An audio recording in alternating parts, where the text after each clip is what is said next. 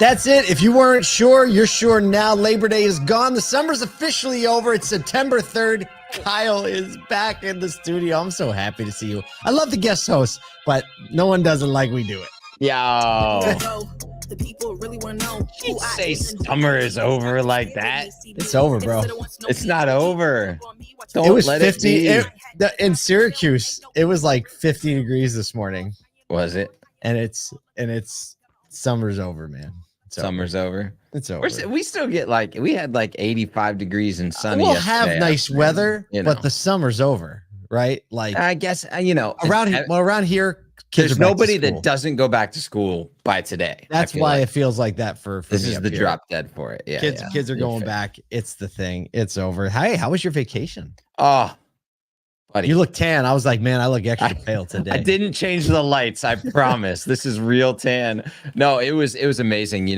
I as a startup founder, over the last 3 years, it has been totally different, like my approach toward vacation. And it's honestly tougher, right? Because you got a smaller team and it seems like there's just always something on semi-burning fire, right?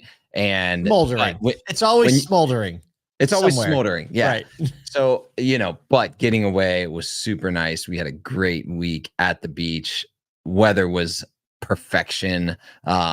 Yeah, the kids had a great time. So we're doing good. And honestly, we came back on Saturday, and when I planned the vacation, my brain, I didn't reconcile the fact that it was Labor Day weekend, the weekend that we were coming back. Oh, so you had the extra day where the world was closed. Was nuts. Blew my mind. Yeah. There's something about Labor Day. If, a lot of dealerships are open, so a lot of people are working, but most of the world and most of the tech world and industry partner world just closes. If you're not in retail, well, auto dealers are retail, right? If you're ever unsure whether or not you're in retail, ask yourself what you're doing on Labor Day. Check your holidays. Exactly. Your holidays. And there's something special when the inbound is not happening. Yes. Because that's the thing. When you're away and, even if you're on vacation, that inbound is stacking up. That's right. Not on Labor Day, it's not. But hey, I'm glad to be back. Like you said at the beginning, there's something about the regular rhythm of waking up, doing this pod, knowing that there's listeners and watchers on the other side. Grateful for everybody that checks in every single day. Grateful for the guest hosts that come and support us while we do take vacation. But had some fun. Something special about doing this every single day. That's for sure. We do a lot of stuff every day. One of those things is make a lot of content. We have several podcasts. One of those is called In the Dirt. We just have a new episode released with Jenell Ross, Bob Ross Auto Group. What a kind and a wise woman. I think that's what I think of when I think of Jenell. Right. She is just so gracious with her experience, and it shows in the organization she's built. So we had a conversation right outside the Wokan breakfast, and we released that. We have a lot of great content that came out of that event. So if you need something to listen to while you're running, while you're walking the dog, while you're exercising, whatever, just go search ASOTU, ASOTU, on your favorite podcast platform, and you'll probably see a couple of podcasts that exist that you didn't know existed. So check them out, put them in the playlist, listen along. We also have a webinar coming up on the 12th next week. What's holding your title department back? Beth Carroll and Erica Calderon. Let me just say, these two are going to be amazing on this webinar, and talking about title. This could be one of the biggest annoyances to a customer if the title work is wrong. It's really wild. It's not a sexy topic. It's not digital retailing. It's not CDP or anything like that, but it is one of the highest reasons for either great or poor net promoter score. Oh my, so that's right. Got to pay attention. That's right. All right. Let's get into some news. Got some fun stuff. Tesla is set to unveil its highly anticipated Robotaxi at the iconic 110-acre Warner Brothers lot in Burbank, California on October 10th. A little over a month from now. They've been talking about it forever. This event is a significant shift in Tesla's focus to autonomy and on artificial intelligence. They're basically going to demonstrate this purpose-built robotaxi. It's made only for this, highlighting a move away or maybe a step aside from all of their traditional EV sales. It's going to be part of their proprietary ride-hailing app, like an Uber competitor, Waymo competitor. We'll see. It was initially planned for August 8th, but we know we punted on that to go to October. So we'll see. There is a Tesla hacker. He goes by the name Green.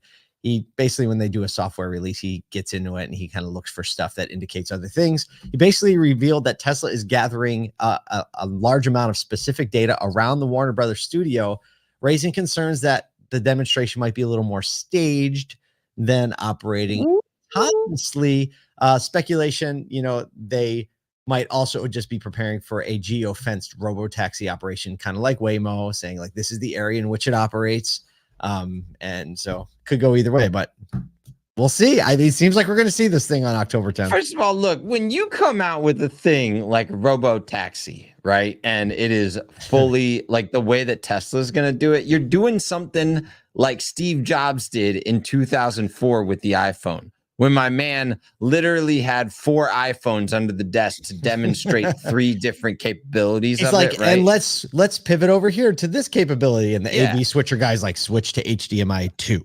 That's it. That's exactly what was happening that entire time. So, I think that this is really cool. I'm excited to watch it. I'm sure it'll be something that we'll be covering as we go. Whether or not it actually happens on October 10th, we keep pushing this thing back. It seems like they always get pushed back. But if you've locked down, the Warner Brothers lot, that's probably a little bit more difficult to lock down.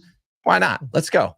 Speaking of going, segue and back to school and post Labor Day, the story's got all the feels. Whoa.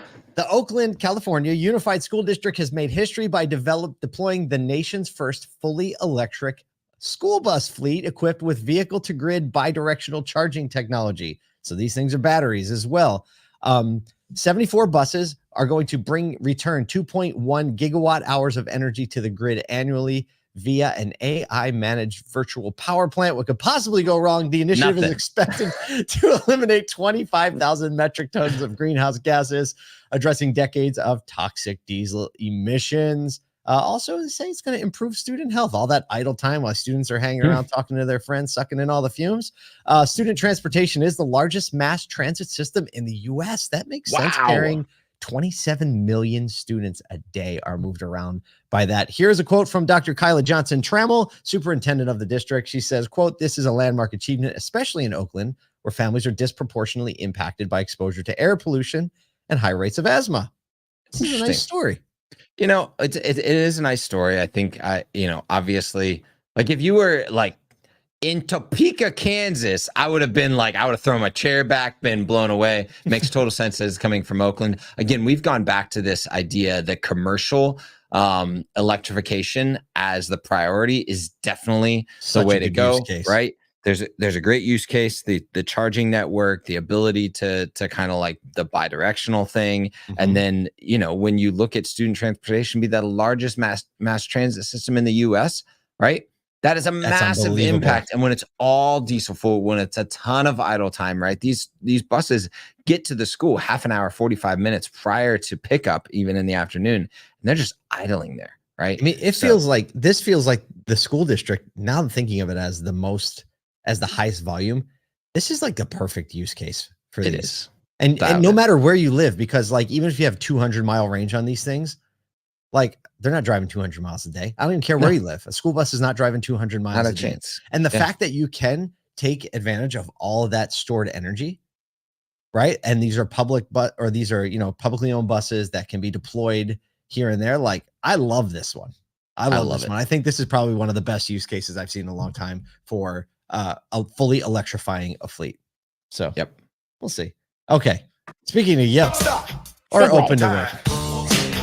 We're both, I'm curious on what your opinion is on this. All right, so here you go. If you haven't noticed, job seekers are now facing a tough choice with LinkedIn's Open to Work banner. It was launched in 2020, but the banner is coming under some criticism. What it does is it aims to increase visibility to specifically recruiters, but the debate is that it could signal weakness or desperation from job seekers, where instead of like pursuing, you're waiting on recruiters to come to you.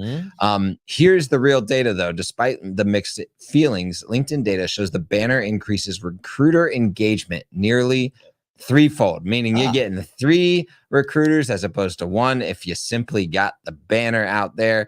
Aki Ito, chief correspondent at Business Insider, shared, but when the stakes are as high as your career, the potential upsides are worth whatever embarrassment it might cause. I get the both sides of this thought, right?